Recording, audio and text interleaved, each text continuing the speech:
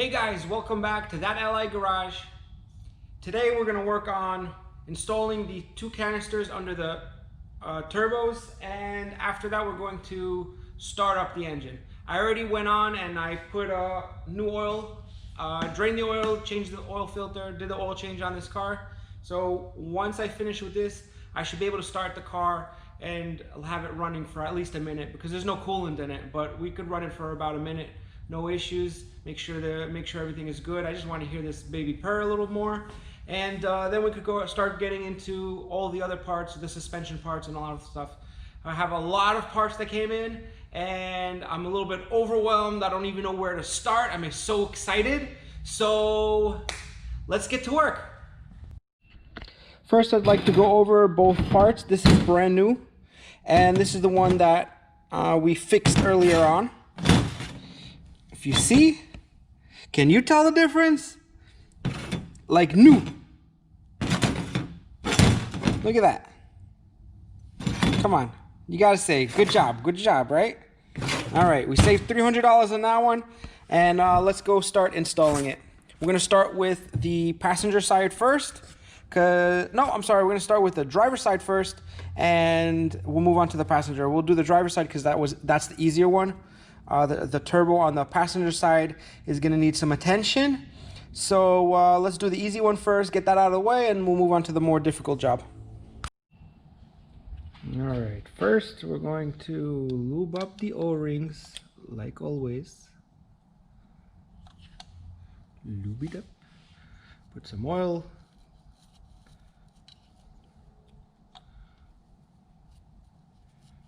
Okay.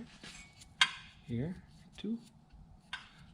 We don't want the O-rings to get pinched once you put it in, and that's going to help also seal it too.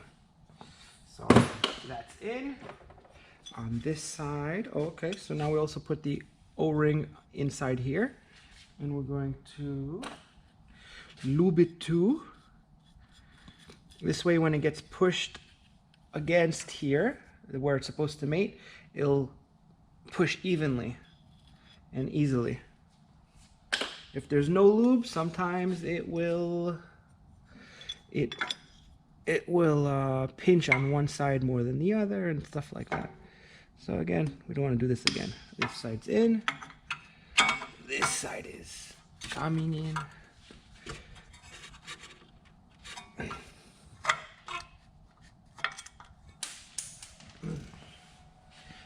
You know, I think we could put this afterwards, can we? Okay. So we're just gonna bend that out of the way a little bit so I can slide her down.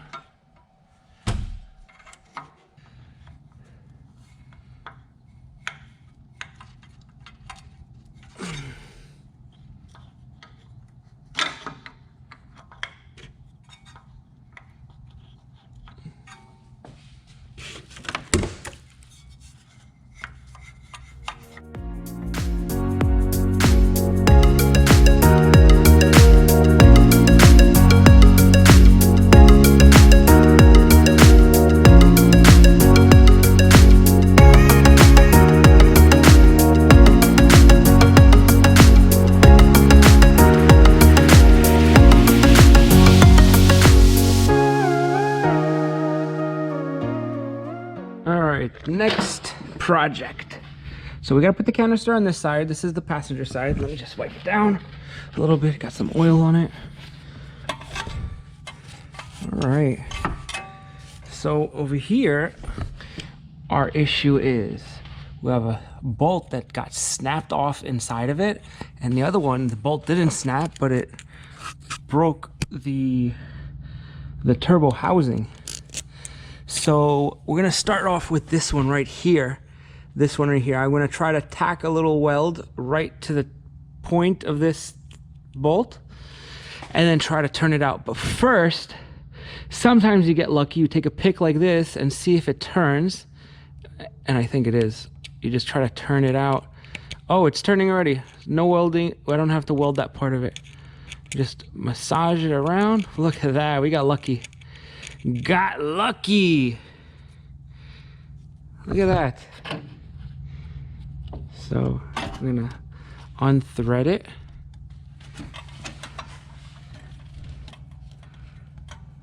By hand, I got it. There you go.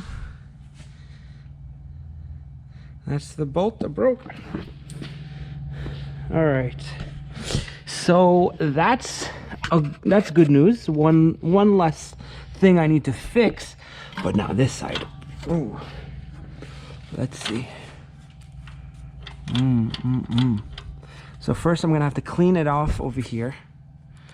I'm gonna clean it so I'll have a good area to weld. I want to put a stud over there. I'm gonna find the correct stud. I'm gonna push it and press it into there, and then I'm gonna tack it to there, to both sides. I'm gonna try to do it with it in the car, so I don't have to take out the whole turbo.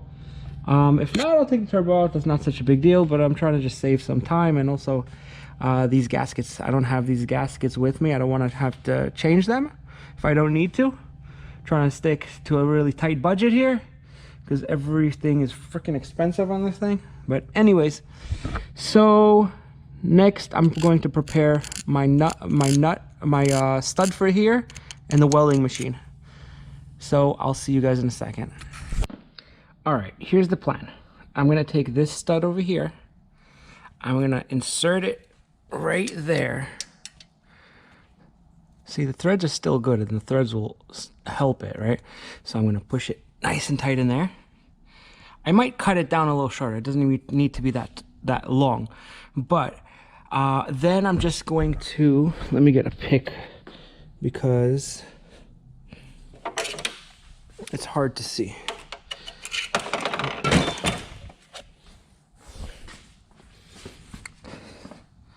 So now that it's here, I'm gonna take the welding machine and I'm gonna tack it from here to the body to make it one piece, basically. I had to shave down over here these nuts. I did that before, so this way it can slide in there like that when it's all said and done. So here's the disclaimer. The right way to do it, is to change the turbo, but a turbo costs about $2,000. So I'm going to try to salvage this. Even if I ended up ruining it by whatever I'm doing, I still have to pay $2,000. So if I could get it to work, I see it as saving $2,000. So if you guys are gonna comment on that, I hope I gave you the answer ahead of time. I think it's a little bit ridiculous to fix something, to replace something that can easily be fixed with knowledge and tools available. And if you think otherwise, I'm willing to take donations for a turbo, sure. And same thing on this side. This side, the connector itself broke. I'm thinking about doing some plastic weld or find some type of plastic to basically keep all the electrodes out of, see those electrodes out of the elements, and that should be fine because I found out that this comes with the turbo, and again, that's $2,000. So together we got like $4,000 worth of turbos, and we're just trying to repair them instead of getting new ones.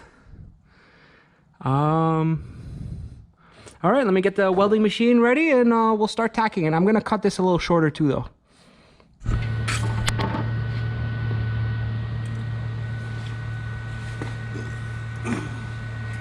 All right, here goes nothing.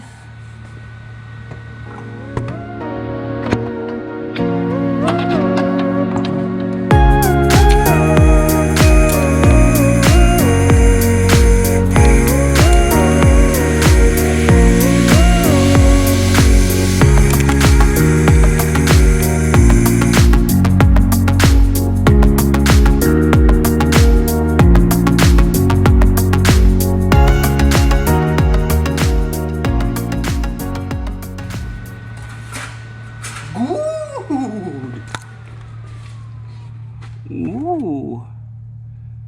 Ooh, lovely. Check it out, guys. Check it out. That'll definitely hold for a good amount of time. You know, before I put it back up there, I might just spray it with some high temperature paint, just so it'll help prevent it from rusting. I'll spray it right now. So I'll let it cool down. I'll spray it and clean it with some brake cleaner, park cleaner. Spray it with some spray paint, and I think we're good to go. Looks good. That looks like a $2,000 weld. What do you guys think? 2,000 buckaroonies.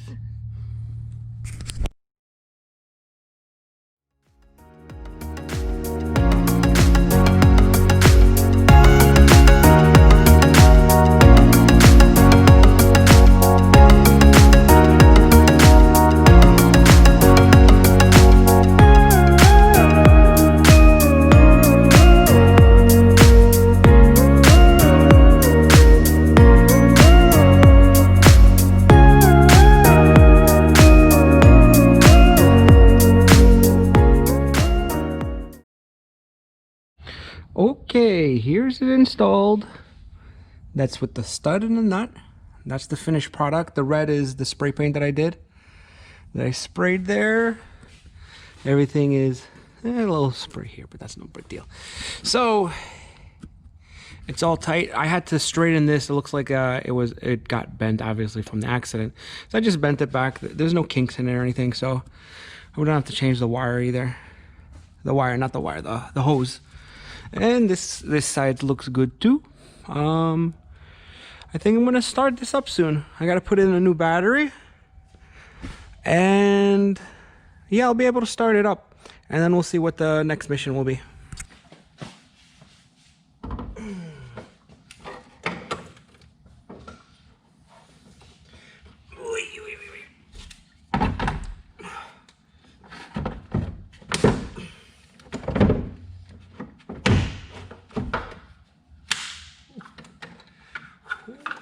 That's a heavy battery.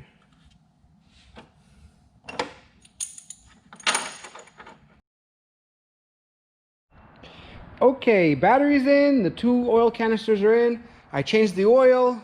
We're ready to go. We're ready to start the engine. There's no intercooler piping in it, so it's not gonna build any boost or anything, but I just want to let it idle a little bit.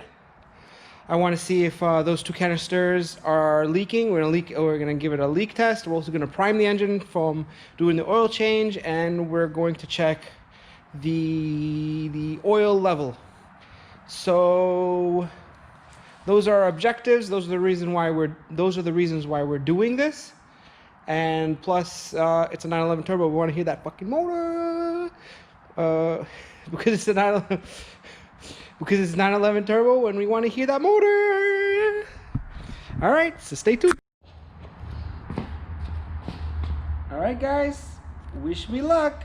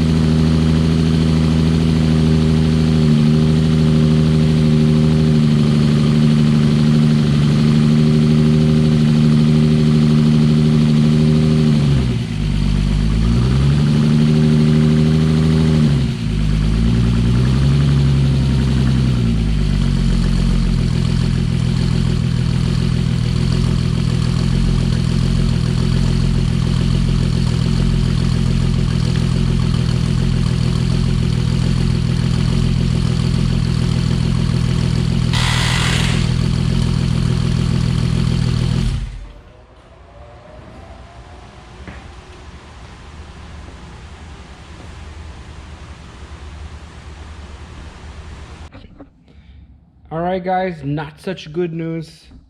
The bolt that we just welded, the stud we just welded, snapped right off. So I got to do that. I got to take the turbo off, and I'll fix it off the turbo. It'll be a lot easier to make it a lot stronger.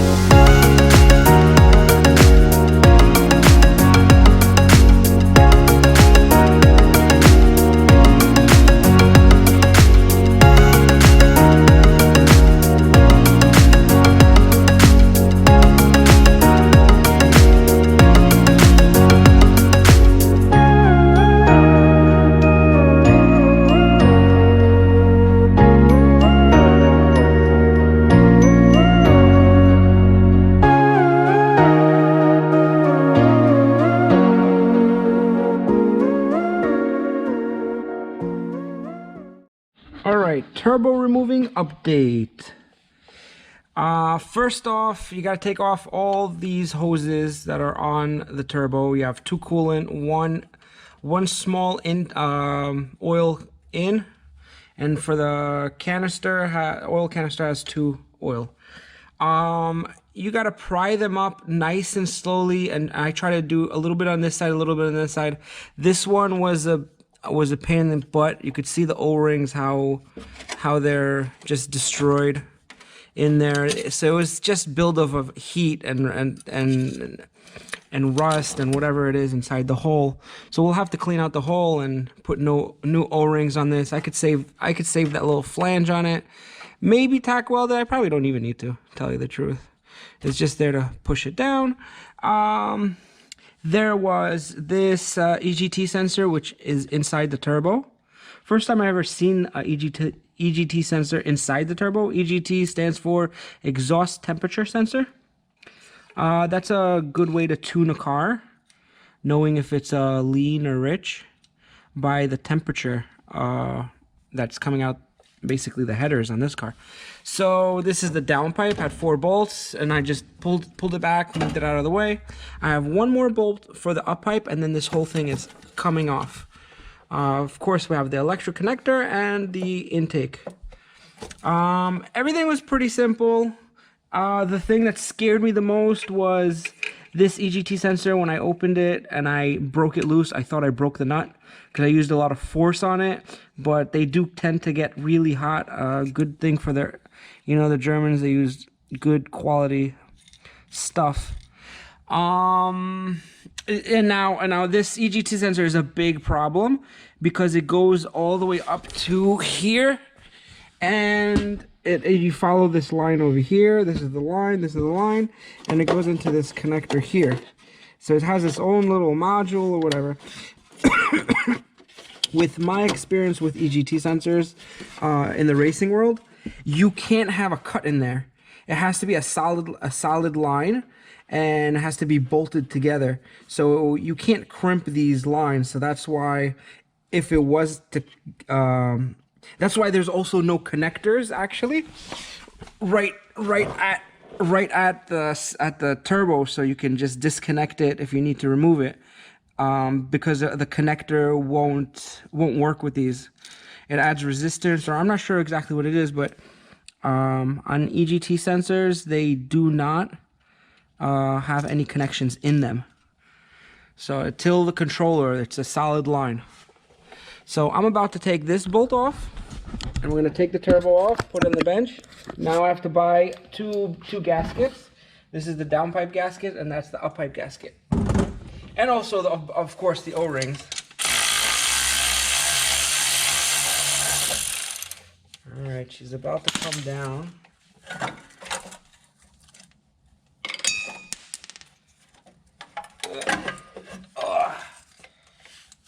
Oh, geez.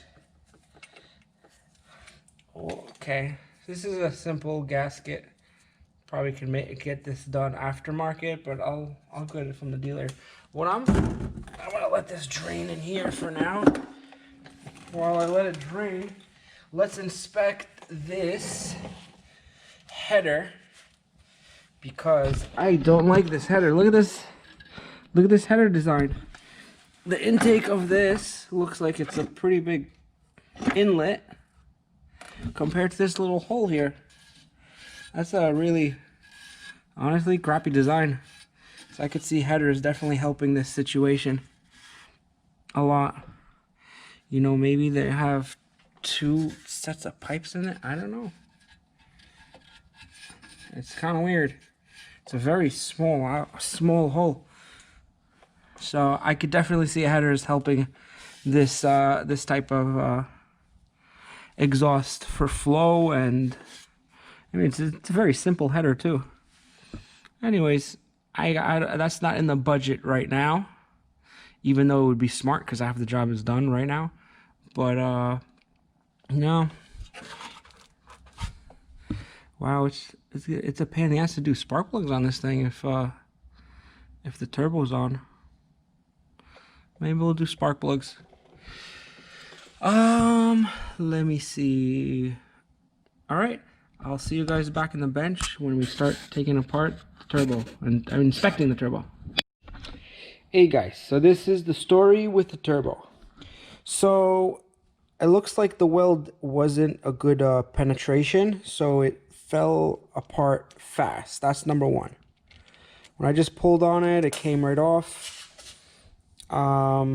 So that's that, because it was a really tight spot to get to, and then the bolt snapped off. The bolt snapped off probably because of the heat that I put into the bolt, so it weakened it. So I got to do something else. I'm going to try this time to weld this area and fill it up with just a lot of material, and then just re-drill and tap a new hole in there, and we'll see if that holds. If not, then we need a new turbo. Otherwise, we need a new turbo now. You know, worth a try.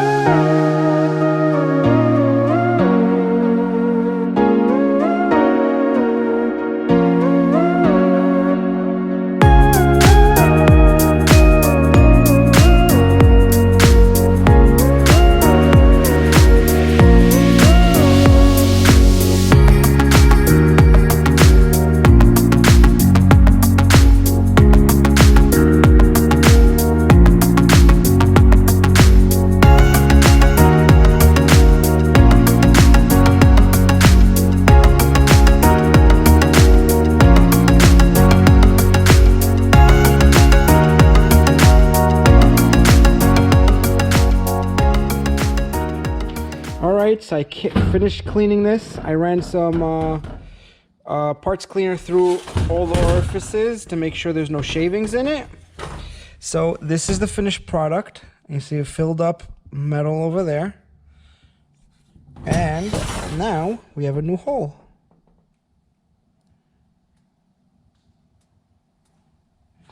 So I threaded it also. I put a bolt in there, it's pretty tight.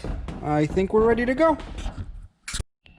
All right guys, now we're gonna reinstall the turbo.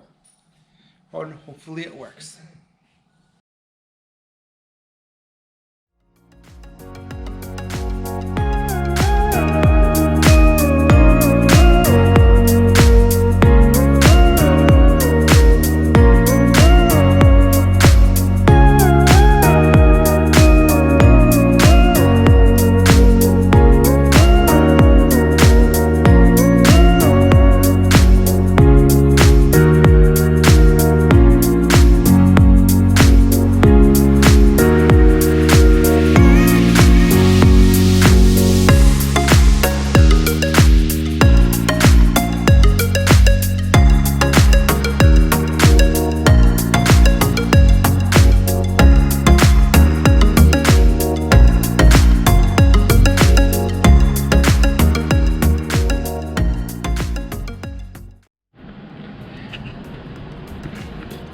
So that concludes this episode of That LI Garage. I got to start the engine. Engine's running good, no oil leaks, and we could move on to the next. The next episode will be about installing the subframe and more suspension parts, so we can put wheels on it and let it stand on its own. Since this car came to the shop, it's been on the lift, never came off of it. So it'd be nice to be able to take it off and let it stand on its own and drive it maybe. So keep watching, subscribe if you haven't had, hit the bell notification so you'll get notified of my new videos, and stay tuned. And last and not least, if you ain't got haters, you ain't poppin'.